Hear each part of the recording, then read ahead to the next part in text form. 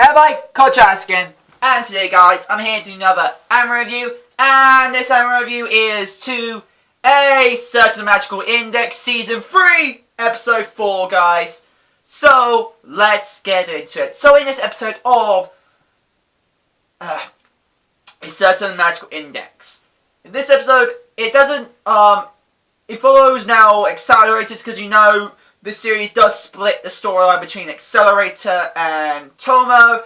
This episode now focuses more on Accelerator when he joins the group and seeing a mission he's going on right now with Kamojo, with Suzuki Kamaro, and Move Point. I think that's I don't fully remember her name, but her abilities, Move Point, and obviously the guy who transformed into anybody. Who transformed to anybody. Now, in this we do find out about other groups that could end up involving in the incident during with the war that's going on right now. Who Block and School. Those are the names of these groups.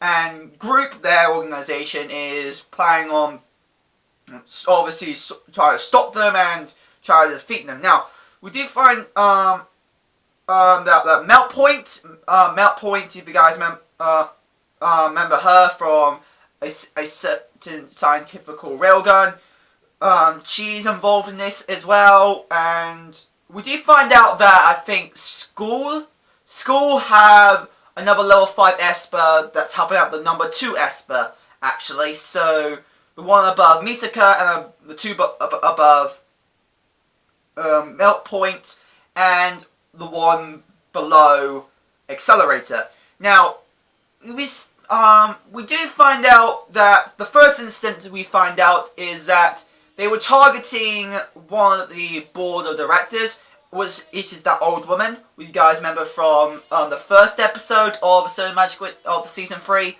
She was getting targeted, but then we find out she was just a decoy, because in the end of things, even though she was important, she wasn't too important for the grand scheme of things. So when they realized that Melt Point, Hergen, realized they were targeting somewhere else, they went to a factory. Then they met one of the people past School. But somehow School were able to get away. But they seemed to able to defeat one of their members. The way it looks like they did. I might have been wrong. But they seemed to be able to defeat them and one of the members. But then the rest of them were able to escape. Now we did find out that what the guy that could transform into anything was now used into one of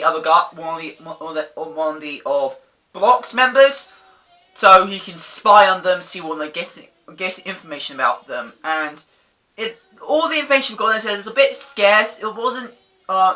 To my understanding, it was not good.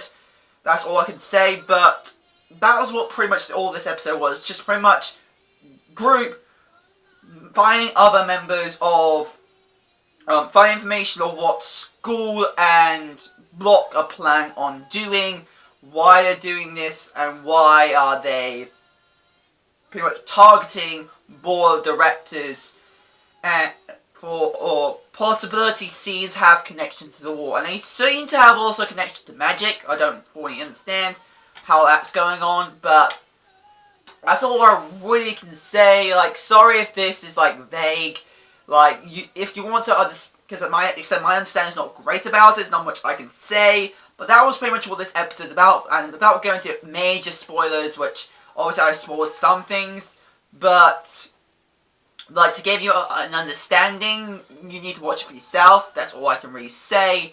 And luckily for me, this review ended up going short, because I actually need to go to catch my bus in no later than 25-30 minutes.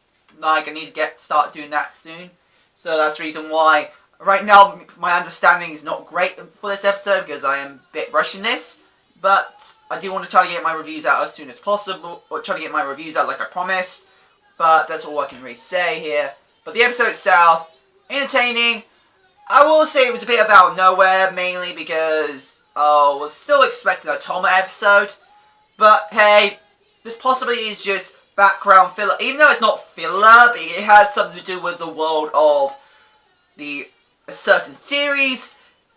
It's still somewhat filler, but again, I believe this is involving accelerated sides of the story, and seeing what group is doing in their part of the war. So that is something we now seeing what they're doing. And it does seem like, and obviously group is a secret organization. Obviously not everybody who's associated with Academy City knows about a group, or if they do, they are either their enemy. Now, again, I don't know if what the group who's targeting is just a rogue group that is part of Academy City, or if these groups are part of Roman Orthodox Church, or part of the war that is involving Roman Orthodox Church. That's something I want to know there. Possibly it's not, mostly it's not, possibly it isn't, but they do mention that at the start of the episode that when Tsuchikara comes into a bar, he does say something about no magic or something like that. I don't fully, like, what he said there, I was like, eh? But he said spell, magic, like that, and that, so, possibility, these guys could be involved with what's all that's going on. But, there's nothing else I can say. Just seeing some characters again was pretty fun, like, to get a chance to see Accelerator be his freaking badass self again, like, especially at the end of the episode, just seeing his badass self again, it was so cool. And get a chance to see Last Order again, like, how she's still the same giddy go child, which is still quite funny. Like, I still think it's funny how giggly she is. It just makes you feel like, how was Misaka like when she was a child? Like, literally does make me think, like, I know she was like an ordinary child, but her personality, like, has changed a lot from how she was a child, you can say. Like, it just shows you something about Last Order's personality. You just feel like, was Misaka's personality like that as well? Be like, obviously, except for the Misaka thing, obviously that makes sense, but I'm talking about like a giggy personality.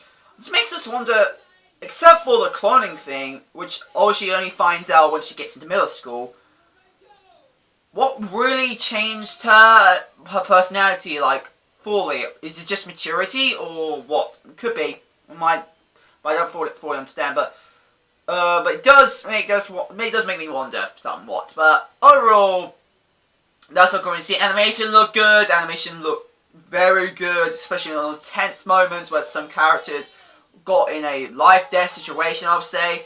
And obviously, when Xari jumps from the truck, lands into the car and put his gun out, that animation looked freaking cool. And yeah, there is nothing else I can really say. Anyway guys, that was my anime review to A Certain Magical Index Season 3, Episode 4, guys. Hope guys, thank you for channel fans, stay if you guys and stuff out. Go in the description down below, my edge stand, yeah. And also guys, if you want to help me on Patreon, my Patreon's down there as well.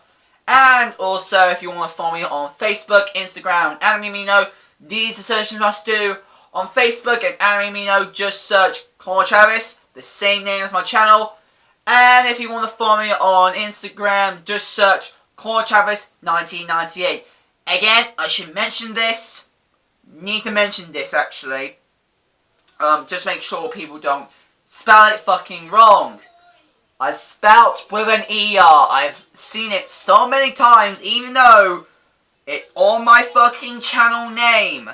I'm spelt with an ER, not an OR, ER. I need to mention that right there. I'm still keeping seeing people mentioning these mistakes. Keep on writing my fucking name wrong. It's an ER, not an OR, ER. Sorry, like, I get pretty triggered when it comes to that, because it happens a lot of times. Makes sense, even though there is something right there in front of you telling you it's ER. Literally, my channel name just outright shows it. That's what makes me wonder. But anyway, that's all I can say here. Anyway, hope you guys like it. Comment, subscribe, and I'll see you guys later. Bye, guys!